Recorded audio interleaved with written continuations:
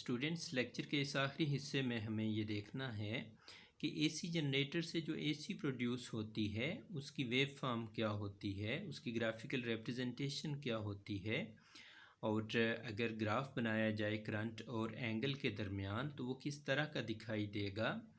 तो इन सब बातों का जवाब यहाँ पे मिलेगा हमें। तो हम जानते हैं कि हमारे पास इंस्टेंटेनियस ईएमएफ का फार्मूला इस तरह से बना था और इंस्टेंटेनियस करंट का फार्मूला इस तरह का था।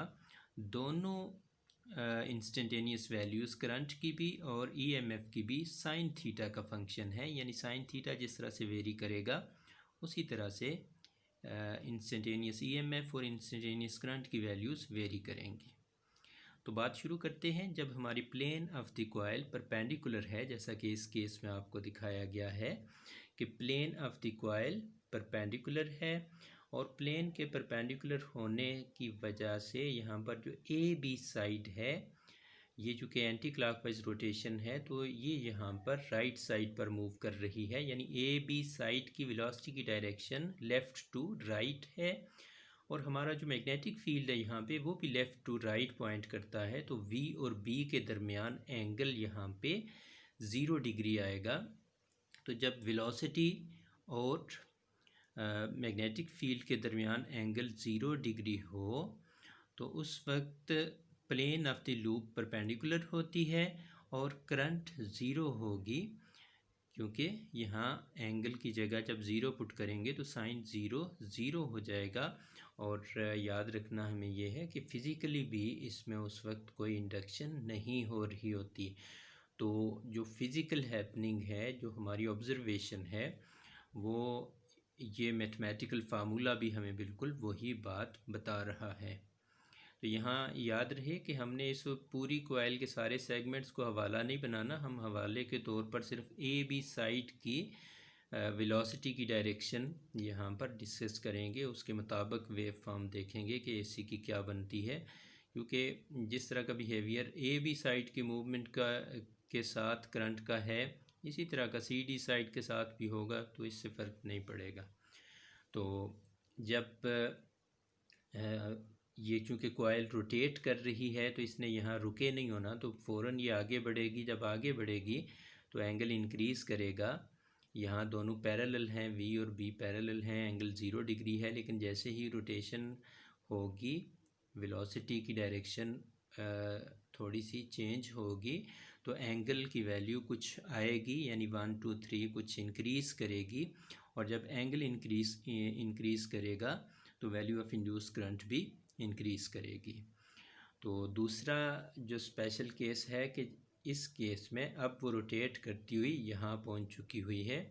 और इस केस में अब आप देखें तो plane of the coil parallel है, जबकि ए बी साइड की वेलोसिटी अंदर की तरफ डायरेक्शन होगी, यानी अंदर की तरफ होगी ये, और सी डी बाहर की तरफ होगी। तो ए बी को अगर देखें तो ए बी की वेलोसिटी इनटू द पेपर है और मैग्नेटिक फील्ड राइट साइड पे है, तो दोनों के दरमियान एंगल यहाँ पे 90 डिग्री होगा। तो जब 90 डिग्री एंगल होता है, या इस 90 डिग्री को π/2 भी कहते हैं रेडियन के केस में, तो plane of the loop parallel है और मैक्सिमम करंट इस केस में इंड्यूस होगी। तो इस तरह से फिर यहाँ पर भी चूँकि कॉइल ने रुकना नहीं है, कॉइल आगे चलेगी, तो 90 से जब एंगल बढ़ जाएगा तो बढ़ते हुए एंगल पर अब दोबारा साइन थीटा की वैल्यू भी कम होती जाती है और यहाँ पर जो इंडक्शन है वो भी कम होती जाती है। इंड्यूस करंट का जो अमाउंट होगी, जो मैग्नीट्यूड होगा, वो कम होना शुरू होगा। और कम होते होते इस तीसरे केस में अगर देखें तो अब दोबारा plane of the coil perpendicular हो गई है, लेकिन पहले ए बी इधर सामने की तरफ था, अब ए बी अंदर की तरफ चला गया हुआ है, यानी आधा चक्कर मुकम्मल हो गया है। और ए बी की डायरेक्शन ऑफ मोशन अब इस आधे चक्कर के बाद लेफ़्ट साइड पे होगी और मैग्नेटिक फील्ड यहाँ पर राइट साइड पे है, इसलिए इन दोनों के बीच जो यहाँ पर एंगल बनेगा वो 180 डिग्री बनेगा। V लेफ़्ट साइड पे है, B राइट साइड पे है, तो अपोजिट साइड्स होने की वजह से यहाँ जो एंगल बनेगा वो 180 डिग्री बनेगा। और इस केस में भी साइन थीटा चूँकि साइन 180 ज़ीरो हो जाएगा, इसलिए इस केस में भी करंट इंड्यूस नहीं होगी, करंट वापस ज़ीरो हो जाएगी। तो व्हेन थीटा इज़ 180 डिग्री, इसको पाई भी कहते हैं रेडियन में, plane of the loop is again perpendicular to B and current becomes zero. तो इसके बाद जब एंगल 180 डिग्री से बढ़ेगा, 270 से कम होगा और 180 से ज़्यादा होगा तो करंट इंक्रीज़ करेगी, लेकिन अब उसकी डायरेक्शन रिवर्स हो जाएगी। यानी इस केस की बात हो रही है कि जब 180 डिग्री से आगे गया है तो करंट इंक्रीज़ करेगी, लेकिन उसकी डायरेक्शन रिवर्स हो जाएगी। और ये जो डायरेक्शन का रिवर्सल है ये हम इंड्यूस करंट के राइट हैंड रूल से, फ्लेमिंग्स राइट हैंड रूल से भी देख चुके हुए हैं। तो यहाँ पे उसके बाद फिर फोर्थ सेगमेंट हमारा आएगा जब कॉइल 3/4 चक्कर मुकम्मल कर चुकी होगी, यानी थीटा 270 होगा, एंगल 270 होगा।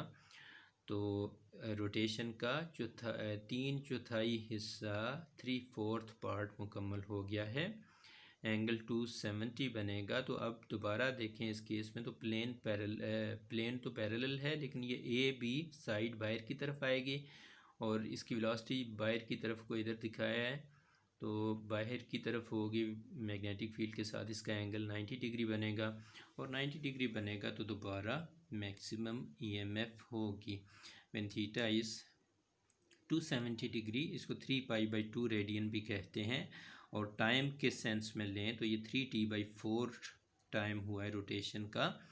तो the loop is parallel to B, the current is again maximum in reverse direction, लेकिन डायरेक्शन इसकी रिवर्स होगी। डायरेक्शन का रिवर्सल याद रखें कि यहाँ पर भी मैक्सिमम करंट आई थी, लेकिन उस वक्त ये ए बी साइड अंदर की तरफ जा रही थी, वेलोसिटी इनटू द पेपर थी, और यहाँ पर velocity out of the paper है। तो इस वेलोसिटी की डायरेक्शन के रिवर्स होने की वजह से जो फोर्स लगेगी उन चार्ज पार्टिकल्स पर करंट बनाने के लिए, वो भी अपोजिट साइड्स पर लगेगी। इसलिए यहाँ नीचे की तरफ करंट है और यहाँ पर ए बी में ऊपर की तरफ करंट गई है मैक्सिमम, लेकिन रिवर्स हो गई है।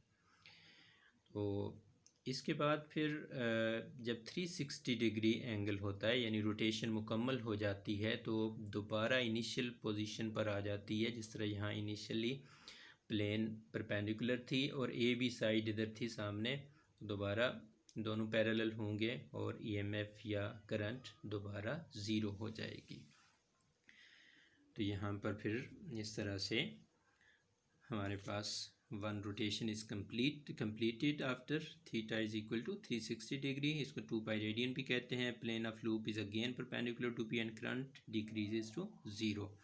और इस सारे केस में हमने ग्राफिकल देखा कि जब दोनों पैरेलल थे तो ज़ीरो थी, जब एंगल 0 डिग्री से बढ़ना शुरू हुआ तो मैग्नीट्यूड ऑफ करंट भी बढ़ना शुरू हो गया। इंस्टेंटेनियस करंट बढ़ते बढ़ते बढ़ते 90 डिग्री पर यह π/2 पर मैक्सिमम हो गया, और 90 डिग्री के से एंगल इंक्रीज़ किया तो फिर कम होना शुरू हुआ, और कम होते होते होते 180 पर जाके दोबारा ज़ीरो हो गया उसी साइड पर।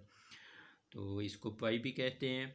और 180 डिग्री से जब एंगल बढ़ा तो नेगेटिव साइड पर, यानी अपोजिट साइड पर करंट बनेगी और बढ़ना शुरू होगी, और एंगल के बढ़ने के साथ वो बढ़ती जाएगी, बढ़ते बढ़ते बढ़ते 270 पर जाकर उस अपोजिट साइड पर करंट मैक्सिमम होगी। और उसके बाद 270 डिग्री से जब एंगल बढ़ता है तो करंट तो मैग्नीट्यूड ऑफ करंट फिर कम होना शुरू होता है, और कम होते होते 360 पर जाकर दोबारा ज़ीरो हो जाता है। तो इस चीज़ को हम इस तरह भी कहते हैं कि after one rotation the cycle repeats itself, उसके बाद साइकिल रिपीट हो जाएगा। और यहाँ पर ये हमें पता चला कि current alternates in direction once in one cycle, कि एक साइकिल के अंदर एक दफ़ा डायरेक्शन अल्टरनेट होती है। तो that's why this current is called alternating current. और इसकी which reverses its direction f times per second. Pakistan में चूँकि फ्रीक्वेंसी 50 साइकिल्स पर सेकंड होती है, इसलिए हम यहाँ पर अगर बात करें तो हम ये कहेंगे कि पाकिस्तान के अंदर AC की फ्रीक्वेंसी 50 टाइम्स रिवर्स होगी एक सेकंड के अंदर। इसी चीज़ को यहाँ पर एक टेबुलर फॉर्म में आपके सामने रखा है कि 5 केसेस हमने लिए थे कि 0 डिग्री, 90 डिग्री, 180 डिग्री, 270 डिग्री, 2 पाई। और अगर रोटेशन का टाइम पीरियड के हिसाब से बात करें तो एक साइकिल कंप्लीट होने का टाइम चूँकि टाइम पीरियड के बराबर होता है तो इसके 4 हिस्से करें तो 0 से t/4 एक हिस्सा है, t/2 तक दूसरा हिस्सा है, 3t/4 तक तीसरा हिस्सा है और t तक चौथा हिस्सा है। तो चाहे टाइम के हिसाब से देखें या एंगल के हिसाब से देखें तो ये वैल्यूज़ अगर आप यहाँ इस फार्मूला में पुट करें, करंट के फार्मूला में एंगल पुट करना है तो इस फार्मूला में पुट कर दें, और अगर टाइम पुट करना है तो इस फार्मूला में पुट कर दें, तो उसी तरह से होगा कि 0 डिग्री पर 0 है, 90 डिग्री पर करंट मैक्सिमम है, 180 पर दोबारा 0 है, 270 पर माइनस मैक्सिमम में है और 2 पाई पर 0 है। और यही काम आप यहाँ पर टी पुट करके भी देख सकते हैं और बिल्कुल यही बिहेवियर इंड्यूस्ड ईएमएफ का भी होता है। Thank you.